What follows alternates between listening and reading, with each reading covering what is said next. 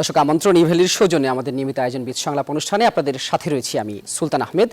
দর্শক আপনারা জানেন যে প্রতিদিনই কিন্তু আমরা নতুন নতুন কোনো বিষয় নিয়ে আসলে 1 ঘন্টা ধরে আলোচনা করে থাকি।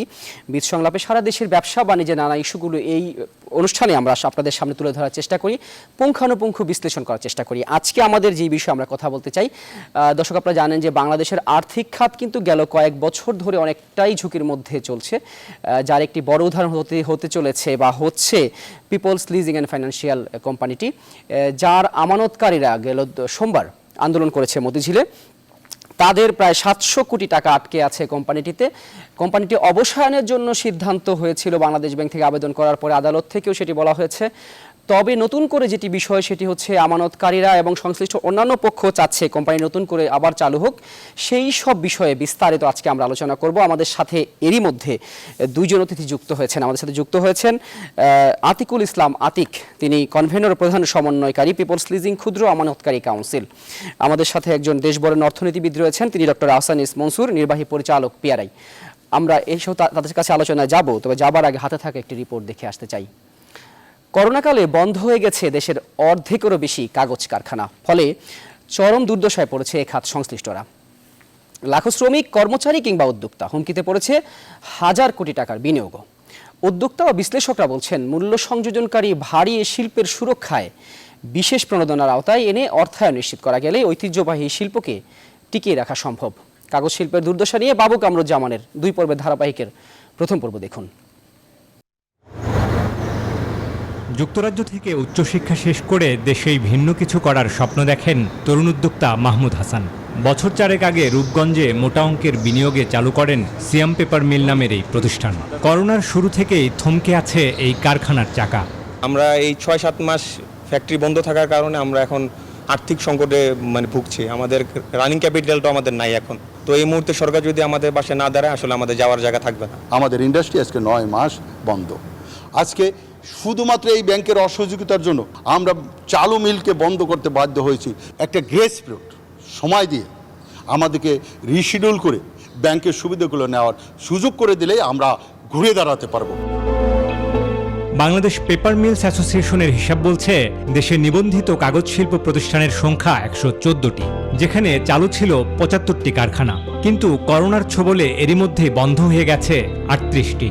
প্রায় 4 দশকের ঐতিহ্যবাহী কাগজ শিল্প করোনাকালে রুগ্ন হয়ে পড়লেও অন্তরালেই থেকে যাচ্ছে তার পুনরুদ্ধার পরিকল্পনা। এই যেমন এই একটি কারখানা গত 9 মাস বন্ধ থাকায় হুমকিতে পড়েছে অন্তত 150 কোটি টাকার বিনিয়োগ। পেপার মিলস অ্যাসোসিয়েশনের মহাসচিব বলছেন, মহামারীর এই সময়ে বিশেষ খাত বিবেচনায় সহজ করতে হবে এ খাতে প্রণোদনা পাওয়ার সুযোগ। এই সেক্টরটাকে পৃথক সেক্টর হিসেবে বিবেচনা করে এর জন্য পৃথক একটা প্যাকেজ, প্রণোদনা প্যাকেজ বা পুনরুদ্ধার প্যাকেজ যদি ঘোষণা করা হয় যুক্তিসঙ্গতভাবে, পেপার সেক্টরে যারা আছে বা বিপিএম এর সংশ্লিষ্ট কর্মকর্তা যারা আছে তাদের সাথে আলাপ আলোচনা করে, তাহলে এই সেক্টরটিকে উদ্ধার করা সম্ভব হবে। হিসাব বলছে, ঐতিহ্যবাহী কাগজ শিল্পের সাথে প্রত্যক্ষভাবে জড়িয়ে আছে 25 লাখ লোকের কর্মসংস্থান, যেখানে বিনিয়োগ আছে অন্তত 75,000 কোটি টাকা। করোনাকালে অধিকাংশ কারখানায় উৎপাদন কমে যাওয়ায় হুমকিতে পড়েছে মোটা অঙ্কের বিনিয়োগ। 12.5 থেকে 15 লক্ষ কর্মসংস্থান নষ্ট হয়েছে এবং তারপর এফেক্ট হিসাবে এদের যে পারিবারিক সূত্রতা বা পরোক্ষ যে এফেক্টটা, তাতে প্রায় 50 লক্ষ লোক ক্ষতিগ্রস্ত হয়েছে পেপার সেক্টরের এই পরিণতির জন্য, কোভিড পরবর্তী এই দুর্দশাগ্রস্ত অবস্থার জন্য। করোনা চলে গেলে যেটা শেষ হয়ে যাবে তা নয়, হয়তো কিছুটা চাহিদা বাড়বে, কিন্তু পুরোপুরিভাবে কাগজ এবং প্রিন্টিং শিল্প আগের অবস্থায় যাবে এটা কিন্তু ভাবা চলবে না। এই ক্ষেত্রে এখানে বিশাল ধস নামবে।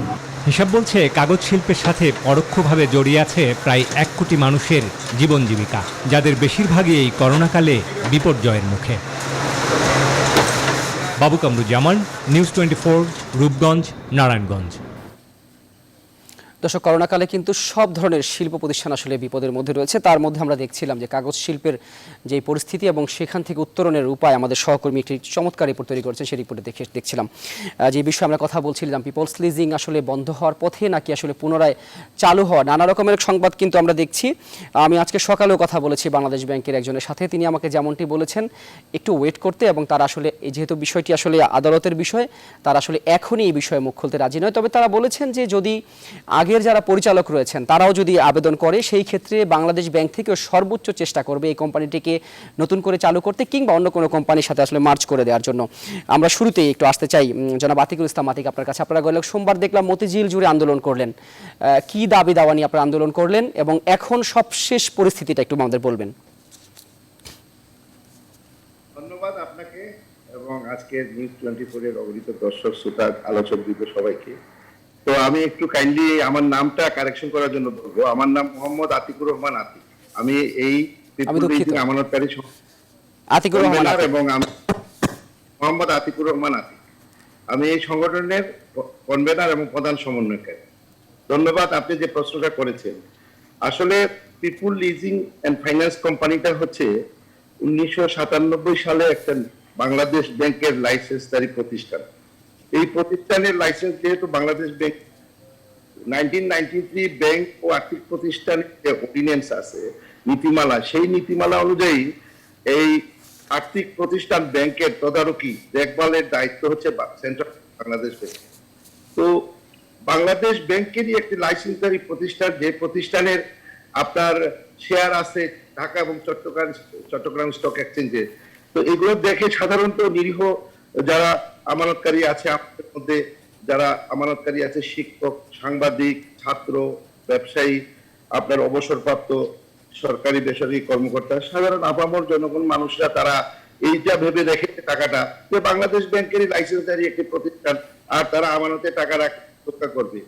তো এই হিসাবে যে টাকাটা রেখেছে, সেই টাকাটা যখন মানুষ গত 1.5 বছর আগে যখন তারা প্রয়োজনের তাগিদে চায়, তখন তার পিপুল লিজিং টাকাটা দিচ্ছে না। আমরা বাংলাদেশ ব্যাংককে আমরা অবহিত করলাম, কিন্তু বাংলাদেশ ব্যাংক বললো যে ঠিক আছে দেখছি। এই কথা বলার পরে এই বাংলাদেশ ব্যাংকের কথার পরিপ্রেক্ষিতে আমরা বসেছিলাম, হঠাৎ করে একবার দেখি যে বাংলাদেশ ব্যাংক এইটা একটা অবসায়নের জন্য একটা প্রেয়ার করেছে হাইকোর্টে। অথচ এই বাংলাদেশ ব্যাংকেরই কর্মকর্তারা 2015 সাল থেকে এই পিপুল লিজিং কোম্পানিতে তারা অবজারভার হিসেবে কাজ করেছে, তারা অডিট রিপোর্ট দেখেছে, তারা প্রতি বছর যে ক্যামেল রিপোর্ট হয় সেটা তারা দেখেছে। এবং ক্যামেল রিপোর্টটা হচ্ছে এই যে গ্রাহকদেরকে ইন্ডিকেশন দেয় যে এই প্রতিষ্ঠানের অবস্থা ভালো না, এখানে আমাদের রাখলে সুরক্ষা হবে না বা এখানে ক্ষতিগ্রস্ত হতে পারে। তো বাংলাদেশ ব্যাংক এই দায়ভার এড়াতে পারে না। দ্বিতীয়ত হচ্ছে বর্তমান যে পরিস্থিতি, আপনাদের মধ্যে অনেকেই আছে যারা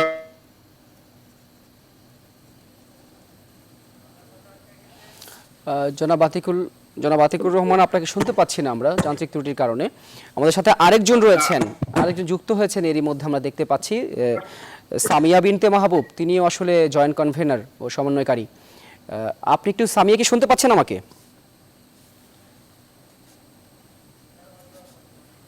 সামিয়া আপনি কি শুনতে পাচ্ছেন আমাকে?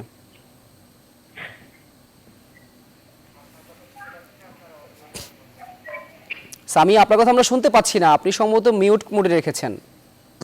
আমারটা কি শোনা যাচ্ছে? আচ্ছা, এখন শুনতে পাচ্ছেন? জি শুনতে পাচ্ছি। জি বলুন। সামিয়া বলুন। আমি শুনতে পাচ্ছি আপনাকে। যে বিষয়টি আতিকুর রহমান বলছিলেন যে বাংলাদেশ ব্যাংক কোনোভাবে দায় এড়াতে পারে না, বিশেষ করে প্রায় 6000 আমানতকারী যতটুকু হিসেবে উঠে এসছে 700 থেকে 750 কোটি টাকা আসলে আটকে আছে আপনাদের আমানত।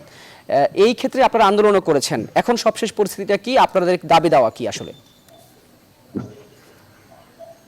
বাংলাদেশ ব্যাংক যেহেতু এটাকে রেজিস্ট্রেশন দিয়েছে এবং মনিটরিংও করার দায়িত্ব তাদের, এবং মনিটরিং করার জন্য নন ব্যাংকিং ফাইন্যান্স ইনস্টিটিউশন গুলো মনিটরিং করার জন্য তাদের একটা আলাদা ডিপার্টমেন্টও আছে।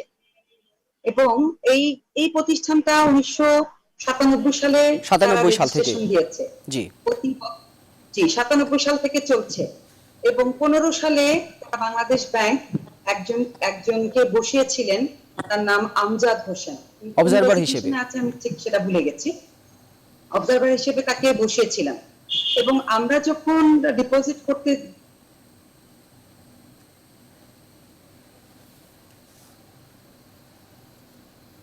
সেটা তো একটা মনিটরিং এর মধ্যে ছিল আমি বলবো, তাহলে কেন সেটা লিকুইডেশনে চলে গেল? যদি লিকুইডেশনের দিকে যেতেই থাকে তাহলে বাংলাদেশ ব্যাংকের অ্যাজ পার ল অনুযায়ী ডিপোজিটরদেরকে একটা ক্যামেল রিপোর্ট দেওয়ার কথা। তাহলে সেটা কেন দেয়নি বাংলাদেশ ব্যাংক?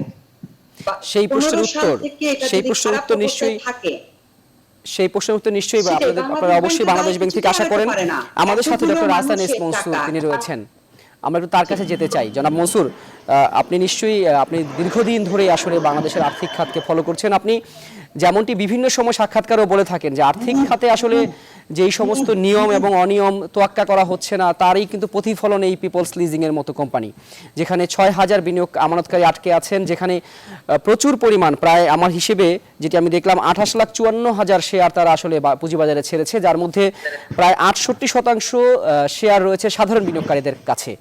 এই বিনিয়োগকারীদের টাকাও কিন্তু আসলে অনিশ্চিত। সব মিলিয়ে পরিস্থিতিটা কোন দিকে যাচ্ছে, এবং এই যে এরকম প্রতিষ্ঠানগুলোকে আসলে হঠাৎ করে যে অবসায়নের চিন্তা বাংলাদেশ ব্যাংকের, সেটি কতটুকু যুক্তিসঙ্গত হয়েছে? জনাব মনসুর। দেখুন, এখানে তো সিরিয়াস ল্যাপসেস হয়েছে, সেটা নিয়ে কোনো সন্দেহই নাই, এবং দায়ভার বাংলাদেশ ব্যাংক এড়াতে পারবে না, কারণ এটা মনিটরিং এর দায়িত্ব বাংলাদেশ ব্যাংকের উপর প্রধানত, এবং দ্বিতীয়ত সিকিউরিটি এক্সচেঞ্জ কমিশনের উপর, কারণ তারা এসিসি তেও লিস্টেড, তাদেরও কিন্তু প্রচুর এখতিয়ার ছিল এই বিষয়ে দেখভাল করার ব্যাপার। এবং আমাদের কাছে ওনারা যারা বললেন, ওনারা সঠিকই বলেছেন যে এখানে তো বাংলাদেশ ব্যাংকের প্রতিনিধিও বসানো ছিল, তাহলে সেই লোক কোথায়, তাকেও তো দায়বদ্ধ করতে হবে। আমি যদি একটা মানে বাংলাদেশ ব্যাংকের প্রতিনিধি হিসাবে বোর্ডে থাকি এবং বোর্ডের থেকে কার্যকলাপগুলো আমি দেখি, either I am party to it or I am party, I will report it to Bangladesh Bank. সে কোনটা করেছে আমাদের সেটা জানতে, সেটা তো অবশ্যই জানানো উচিত। আমি গ্রাহকদের শুধু না, আমি মনে করি যে সবাইকেই জানানো উচিত যে তার রোলটা কি ছিল, সে কি এটার বাইরে ছিল না সে কি এটার মধ্যেই অন্তর্ভুক্ত হয়ে গিয়েছিল। অবশ্যই এখানে তো পিপলস লিজিং এর যারা কর্ণধার, তাদের নামে প্রচুর কথা শোনা যায়, সেটা নিয়ে তো আমরা জানি। এটা এবং আমি নিজে পিপলস লিজিং এ আমিও টাকা রেখেছিলাম একসময়। যখন আমি শুনলাম যে এই ব্যক্তি এটার সাথে সংশ্লিষ্ট, আমি বললাম আমার ওই 11% সুদের দরকার নেই, আমি আমার টাকাটা উঠিয়ে নিয়ে এসেছি। সেটা প্রায় 7-8 বছর আগের কথা। তো এই যে সবাই তো জানার কথা না যে মানুষের কত রকমের চরিত্র থাকে। তো এখানে সমস্যাটা তো ওইখানে, সিস্টেম যদি ফলো করা হয়, সিস্টেম যদি বাংলাদেশ ব্যাংক ঠিক মতো যদি এটাকে তাদেরকে অবজারভেশনে রাখতো, তাদের অবজারভার যদি ঠিক মতো কাজ করতো, এবং তাদের শুধু অবজারভার তো না, তাদের একটা সেপারেট এনবিএফআই ডিভিশন ডিপার্টমেন্ট আছে, তারাও তো এখানে অডিট করে, তাদের প্রতি এটা করার কথা তাদের প্রত্যেক বছর। তারা কি করেছিল এত বছর ধরে? আমরা যদি যেতে পারতাম যে এই প্রতিষ্ঠানটা কিন্তু ভালোভাবে চলছে না, আমরা তো বহিরাগত, তারা ভিতর থেকে তারা কি কাজ করেছে, এই জবাবদিহিতাটা কে করবে? এটা তো বাংলাদেশ ব্যাংকের জবাবদিহিতাটা করতে হবে তাদেরকে। এটা একটা জিনিস। 2 নম্বর জিনিস যেটা হচ্ছে যে এটা শুধু পিপলস লিজিং একলা নয়, আমরা জানি আরো বেশ অনেকগুলো প্রতিষ্ঠান এই একই অবস্থায় চলে গেছে, তাদেরকে শুধু অবসায়ন হিসেবে ডিক্লেয়ার করা হয়নি, কিন্তু আসলে তারা অবসায়ন প্রাপ্ত হয়ে গেছে, তাদের টাকাও কেউ তুলতে পারে না, এবং সেখানে কার্যকলাপ বন্ধ হয়ে গেছে, স্থবির হয়ে গেছে। এই যে অবস্থাটা আমরা যেটা দেখছি, এনবিএফআই খাত 4টা 5টা 6টা প্রতিষ্ঠান বাদ দিলে বাকি যে প্রায় অনেকগুলো প্রতিষ্ঠান আছে, তারা কিন্তু সবাই ধুকে ধুকে শেষ পর্যায়ের দিকে চলে যাচ্ছে।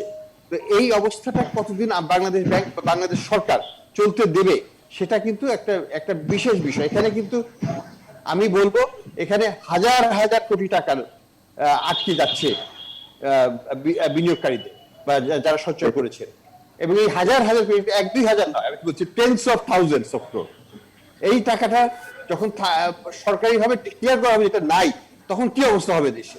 তো এটা কিন্তু এখনই চিন্তা করতে হবে। এই টাকাটা তো আসলে নাই, এটা লুট হয়ে গেছে, এবং এই লুটকারী কারা? লুট করে তো বাইরে চলে গেছে। হ্যাঁ, লুট যারা করেছে তাদেরকে তো আমরা চিনি জানি, সরকার তো অবশ্যই চিনে জানে তারা কারা।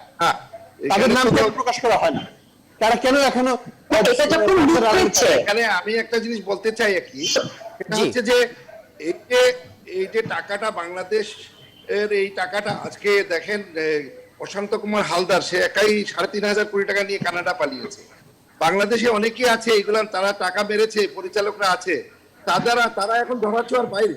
আমি যে কথাটা বলতে চাচ্ছি, বাংলাদেশের জনগণ তারা কি সুরক্ষা পাবে এই ব্যাংক এবং আর্থিক প্রতিষ্ঠানে আমানত থেকে? যদি আজকে আমানত ফেরত না পায়, তাহলে পিপুল লিজিং এর এই অবসান হলে 29টা আরো যে আর্থিক প্রতিষ্ঠান আছে সেখানেও তো জনগণ টাকা রাখবে না, এবং ব্যাংক গুলাতেও রাখবে, তাহলে এই যে আর্থিক প্রতিষ্ঠানগুলা কলাপস করবে। জনাব এজন্য আতিকুর রহমান, সরকারের- অবশ্যই আপনি ঠিক বলেছেন যে একটি প্রতিষ্ঠান যখন কলাপস করে তখন কিন্তু ও পুরো সেক্টরের উপরে, যেমনটি আসলে জনাব মনসুর স্যার বলছিলেন যে আসলে পুরো সেক্টরকে কিন্তু একটু কলুষিত করে interrupt থাকেন। করতে চাচ্ছিলাম। আমরা আপনাদের সেটা আরো হচ্ছে কথা যে শুনতে চাই, এই যে আমরা অবশ্যই PK জানতে চাই যখন কি টাকা আসলে নিয়েছে, হতে পারে বাংলাদেশ ব্যাংকে এর বসেছিল। সমাধান। এবং আমরা এটিও জানতে চাই যে কি করে আসলে এই পিপলস লিজিংকে পুনরায় আসলে চালু করা যায়, সেই উদ্যোগগুলো আমরা ডক্টর হাসান এস মনসুর আপনার কাছ থেকে জানতে চাই। তবে ছোট্ট একটি বিরতির পর দর্শক আপনারা দেখছেন ইভ্যালির সৌজন্যে আমাদের নিয়মিত আয়োজন বিদ সংলাপ, সাথেই থাকুন, ফিরছি বিরতির পর।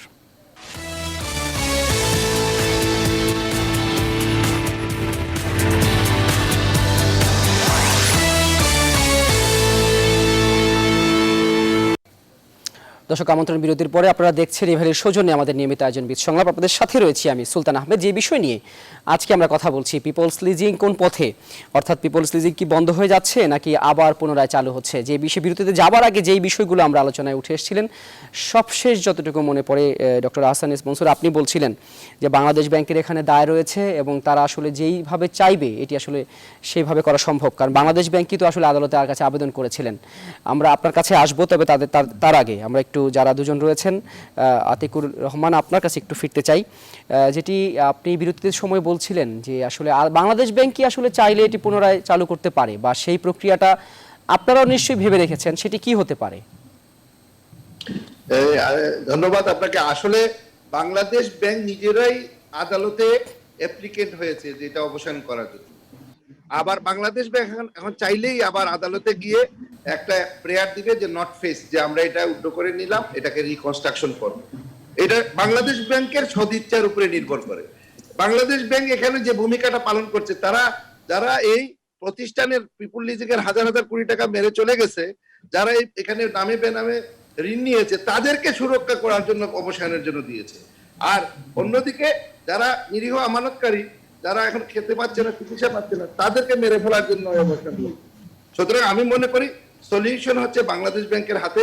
তারা যদি যে আদালতকে বলে যে এটা আমরা রিকনস্ট্রাকশন করব, তাহলে আদালত হ্যাপিলি এটাকে অর্ডার দিবে যে না ঠিক আছে করেন রিকনস্ট্রাকশন।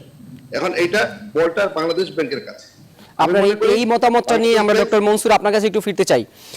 আতিকুর রহমান যেমনটি বলছিলেন যে বাংলাদেশ ব্যাংক চাইলেই আসলে পারে, এটি কি আপনিও মনে করেন, বা আসলে এই কোম্পানিটিকে পুনরায় চালু করার ক্ষেত্রে এখন কোন প্রক্রিয়ায় হাঁটা উচিত বা হাঁটা যায়? দেখুন, এখানে অনেকগুলো ইস্যু আছে। একটা হলো যে একটা বিশাল একটা গর্ত সৃষ্টি হয়েছে, যেটাকে বলি ফাইন্যান্সিয়াল হোল বলি আমরা। এই গর্তটা কে ভরবে? অর্থাৎ এখন যদি আমি ব্যালেন্স শিটকে তাকাই, ব্যালেন্স শিটের মধ্যে একদিকে দায় আছে কিন্তু অ্যাসেট সাইডে কোনো প্রাপ্তি নাই, তাহলে এই অ্যাসেট এবং লায়াবিলিটির মধ্যে যে মিসম্যাচটা হয়েছে, পার্থক্যটা এটা কে দেবে? এটাই হচ্ছে ফান্ডামেন্টাল কোশ্চেন। এই পরিমাণটা কত সেটাও কিন্তু আমরা জানি না। আমাদের যেসব অ্যাসেট আছে পিপলস লিজিং এর, সেগুলো যারা নিয়েছে তাদের কাছ থেকে কতখানি টাকা উদ্ধার করা যাবে সেটাও কিন্তু এখনো বাংলাদেশ ব্যাংক বলছে না। আমি যেটা বলবো, বাংলাদেশ ব্যাংকের প্রাথমিক দায়িত্ব এতদিনে হওয়া উচিত ছিল যে কমিটি করে এটা অ্যাসেট গুলোকে উদ্ধার করা যাবে, সেটা পরিমাণটা অ্যাটলিস্ট বোঝা।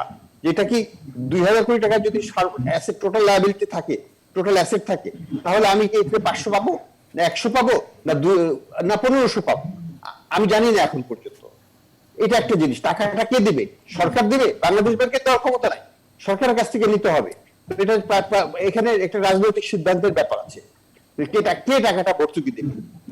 তৃতীয় যে জিনিসটা হচ্ছে সিগন্যালিং এফেক্ট। এটা কিন্তু খুব গুরুত্বপূর্ণ জিনিস। আজকে আমি পিপলস লিজিং কে উদ্ধার করে ফেললাম বাংলাদেশ ব্যাংক সরকার থেকে টাকা দিয়ে, আমি কি সিগন্যাল দিলাম জনগণের কাছে? আমি কি সিগন্যাল দিলাম লুটেরাদের কাছে? লুটেরাদের কাছে আমি সিগন্যাল দিলাম যে তোমার লুট করো, আমার কোনো অসুবিধা নেই, আমি তোমাকে ধরবো না, আমি টাকা দিয়ে দেবো সরকারের পকেট থেকে। এটা তো সিগন্যাল আমি চাই না। জনগণকে আমি কি সিগন্যাল দিলাম? জনগণকেও কিন্তু একটু বুঝতে হবে, একটু জানতে হবে যে বিনিয়োগ করার সময় যে আমি আসলে প্রতিষ্ঠানে যে বিনিয়োগ করছি, প্রতিষ্ঠানে কারা চালাচ্ছে, তাদের ক্যারেক্টার কি, তারা কি লুটেরা না তারা কি ভালো মানুষ, এইটুকু কথা হচ্ছে। আমি জানি আপনারা বলবেন যে আমরা সরকারের উপর ভর করে আছি। জনাব মনসুর, এই ক্ষেত্রে বাংলাদেশ কথা ব্যাংকের বলতে দায়িত্ব চাই আছে। হচ্ছে যারা যারা আমানত করে থাকেন, তারা আসলে তারা কয়জন বা জানে বাংলাদেশে কয়টি আর্থিক প্রতিষ্ঠান রয়েছে, তারা কারা চালাচ্ছেন বা তাদের পরিচয় কি, এই হিসেব কি তাদের পক্ষে করা সম্ভব? আমি যদি না জানি, আমি যে প্রতিষ্ঠানে আমি ভালো মনে করবো সেই প্রতিষ্ঠানে টাকা রাখবো না, রাখবো না।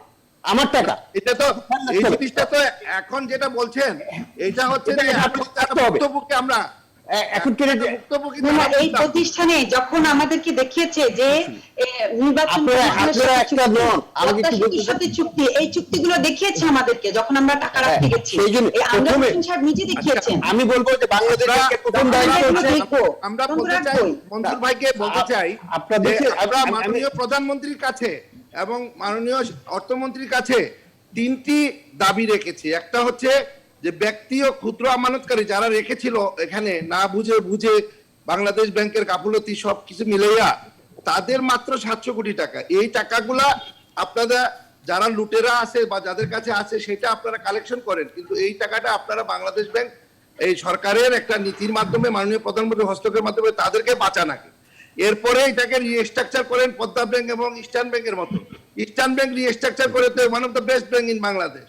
আমার কথা হচ্ছে যদি এটাকে অর্থনৈতিক প্রতিষ্ঠানকে একদিকে সুরক্ষা করেন, একদিকে আমানতের টাকা দেন, এবং আরেকটা হচ্ছে আমরা জানাইছি যে এইসব লুটেরা যারা টাকা নিয়ে গেছে দেশে বিদেশে তাদেরকে শাস্তির আওতায় আনেন। দুদক তাদের তালিকা করেছে, তাদের বিরুদ্ধে আমরা অ্যাকশন দেখতে চাই, যাতে এমন একটা উদাহরণ হয় যে ভবিষ্যতে আর কোনো কেউ এই অর্থনৈতিক এই যে আর্থিক প্রতিষ্ঠান ব্যাংক থেকে টাকা নিতে পারে। আমি যেটা বলবো একটু ধৈর্য শুন। না, না, প্রথম দায়িত্ব হচ্ছে ক্ষতির পরিমাণ নির্ণয় করুন প্লিজ। বাংলাদেশ ব্যাংকে ক্ষতির পরিমাণ নির্ণয় করতে হবে। ক্ষতিটাকে শুধু আপনারা একলা না, আরো 10টা 20টা প্রতিষ্ঠান কিন্তু ধ্বংস হয়ে আছে, জি। তাদেরও গ্রাহক আছে আপনাদের চাইতে 20 গুণ, তাদেরকেও টাকা দিতে হবে। এইটা কত? এটা কি 10,000 কোটি টাকা, 20,000 কোটি টাকা, 50,000 কোটি টাকা? আমরা জানি না। বাংলাদেশ ব্যাংক আমাদেরকে বলুন যে কত টাকা লাগবে।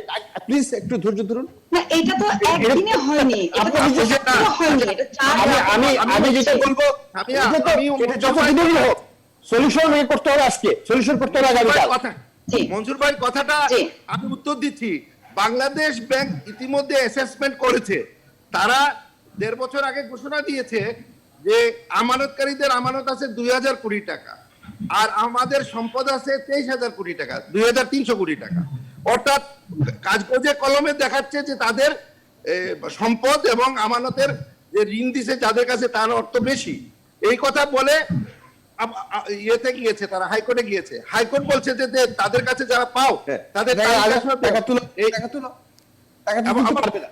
এবং সেই টাকা তারা তুলতে পারছে না, পারবে না, এবং কোনোদিন পারবে না। এবং 1.5 বছরে মাত্র তারা 1.5 বছরে মাত্র 25 থেকে 30 কোটি টাকা মাত্র উদ্ধার করতে পারছে।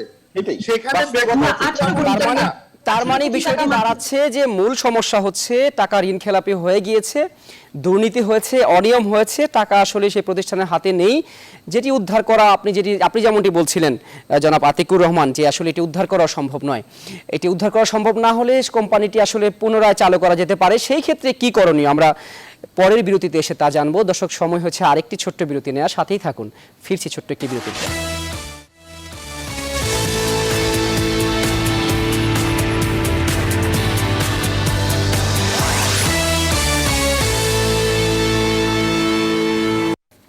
দর্শক, আমন্ত্রণ আরও একবার, আপনারা দেখছেন ইভ্যালির সৌজন্যে আমাদের নিয়মিত আয়োজন বিশ সংলাপ অনুষ্ঠান। আপনাদের সাথে রয়েছে আমি সুলতান আহমেদ। যে বিষয়ে আজকে আমরা আলোচনা করছিলাম, পিপলস লিজিং অবসায়ন নাকি আসলে পুনরায় চালু, সেই সব বিষয় নিয়ে আমাদের সাথে 3 জন অতিথি রয়েছেন। আমরা বিরতিতে যাবার আগে যেমন বলছিলাম, বেশ জাঁকজমকপূর্ণ জমজমাট আলোচনা হচ্ছিল যে আসলে কোন দিকে যেতে চায় বাংলাদেশ ব্যাংক, কি করলে আসলে এটার সমাধান হয়। কারণ এর আগে আমরা বেশ কয়েকটি উদাহরণ দেখেছি। এর আগে ফার্মার্স ব্যাংককে আমরা দেখেছি রূপান্তরিত করে পদ্মা ব্যাংক করা হয়েছে, নানান রকমের বিতর্ক রয়েছে। তবে আমরা যেতে চাই আবার আলোচনায়, যারা রয়েছেন সামিয়া রয়েছেন, সামিয়া বিনতে মাহবুব, আপনি একটু বলবেন, আপনি সেই সময় মনে সুযোগ দেওয়া হয়নি আপনাকে, যে এখন আপনি তো যারা আসলে আমানতকারী তাদের সাথে কাজ করছেন, সমন্বয় করছেন, আমানতকারীদের পরিস্থিতি আসলে তাদের দুর্দশাটা কেমন এখন? আমাদের আমানতকারীদের আমি কয়জনের দুর্দশার কথা বলবো। কিছু কিছু আমানতকারী তারা নিজে স্ট্রোক করে মারা গেছেন, অনেকে ক্যান্সার পেশেন্ট আছেন, তার চিকিৎসা করাতে পারতেছে না, বাচ্চাকে স্কুলে ভর্তি করাতে পারছে না, এবং বয়স্ক অনেক রিনাউন মানুষজন আছেন। আমি নাম প্রকাশ করেই বলতে চাচ্ছি, আমাদের যেমন মোস্তফা জামান আব্বাসী সাহেব সারা জীবন গান গেয়েছেন বাংলাদেশের জন্য, উনি এখন চূড়ান্ত রকম কষ্টে আছেন। ফেরদৌসী রহমান, ওনারাও প্রচুর রকম কষ্টে আছেন, ওনারা বয়স হয়ে গেছেন, ওনাদেরকে দেখাশোনা করার জন্য একজন লোক প্রয়োজন হয়, সেই লোকটার বেতন পর্যন্ত দিতে পারছেন না, ওনাদেরকে ধরে ধরে বাথরুমে নেওয়ার জন্য একজন লোক প্রয়োজন হয়, ওনারাও কি আমানতকারী? বেতন দিতে পারছেন না। আমি ওনারাও আমানতকারী। আমি ওনারাও যে- আমানতকারী। আমাদের আচ্ছা। রশিদ কামাল আপা ওনারা আমানতকারী। অনেক বড় বড় ব্যারিস্টার আছেন, তারাও আমানতকারী। শিক্ষক আছেন, মুক্তিযোদ্ধা আছেন। আমরা কার কথা বলবো? সাংবাদিক ভাই আছেন, ডাক্তাররা আছেন, প্রত্যেকে এখানে কষ্ট পাচ্ছে। এখন আমার কথা হলো, আমরা আমানত রেখেছি, আমাদের আমানতে টাকা দিয়ে লোন দেওয়া হচ্ছে বিভিন্ন লুটেরাদেরকে, তাদেরকে কোন রকম চেকিং ছাড়া লুট করার জন্য লোন দেওয়া হচ্ছে। এটার সাথে সম্পূর্ণভাবে জড়িত বাংলাদেশ ব্যাংক। বাংলাদেশ ব্যাংকের টপ টু বটম প্রত্যেককে দুদকের আন্ডারে আনা হোক, প্রত্যেককে দেখা হোক তারা কতখানি কিভাবে জড়িত, নইলে কিভাবে এই লুটেরারা একের পর এক লুট করে যাচ্ছে। 4টা বছর, 15 সাল থেকে 19 সাল, এমনকি 19 সালের 14 জুলাই বন্ধ ঘোষণা করেছে বাংলাদেশ ব্যাংক, যেখানে জুন মাসে পর্যন্ত হাজার হাজার কোটি টাকা, 6,000 না, কোটি টাকা পিপল লিজিং ডিপোজিট নিয়েছে। এবং সেই সময় এই অবজারভার ছিলেন। 2019 সালের জুন মাসে, মে মাসেও তারা ডিপোজিট নিয়েছেন, এবং আমরা যে ডিপোজিট রেখেছি সেই ডিপোজিটের ট্যাক্সও আমরা দিয়েছি, কিন্তু পিপলস লিজিং সেই ট্যাক্সটা বাংলাদেশ ব্যাংকে দেয় নাই। সেটা বাংলাদেশ ব্যাংক ধন্যবাদ দিতে হচ্ছে এই পর্যায়ে। আমরা একটু আদিবুর রহমান আপনার কাছে ফিরতে চাই, যেটি আসলে বলছিলেন আপনারা যে একজন অবজারভার ছিল, তার কি কাজ ছিল এবং তিনি কেন আসলে মনিটরিং করতে পারেননি? একটা সুষ্ঠু সমাধানের জন্য যেটা বলেছেন মনসুর সাহেব, উনার কথার কগনিজেন্সে নিয়ে আমি বলতে চাই, দর্শন বিরোধী আইন ছিল না বাংলাদেশে মৃত্যুদণ্ড, কিন্তু পরিস্থিতির কারণে আজকে মৃত্যুদণ্ড আইন করা হয়েছে।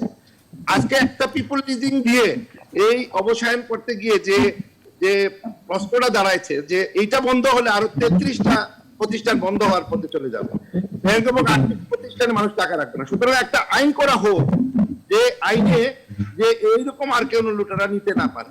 ধন্যবাদ আপনাকে আতিকুর রহমান। আমরা আশা করি সেই আইন হবে। ডক্টর, শেষবারের মতো ডক্টর আহসানিস মনসুর আপনার কাছে ফিরতে চাই, আপনি একটু বলবেন যে কি সমাধান হতে পারে? উনি ঠিকই বলেছেন যে প্রথমে দৃষ্টি দিতে হবে যে কারা এই করেছে এবং তাদের বিরুদ্ধে কঠোর আইনগত ব্যবস্থা নিতে হবে, এবং প্রয়োজনে ধর্ষক বিরোধী যেরকম আইন করা হয়েছে সেরকম ফায়ারিং স্কোয়াডই করুক না কেন, 2-4 জনকে দিক না কেন ফায়ারিং স্কোয়াডে, যারা এই ধরনের মানুষের সম্পদ নিয়ে এই ধরনের লুটতরাজ করেছে। সত্যি কথা বলতে মানুষ কিন্তু এই সরকারকে প্রচন্ড ভাবে বিব্রত করতেছে। আমি বলবো যে ওটা করুক।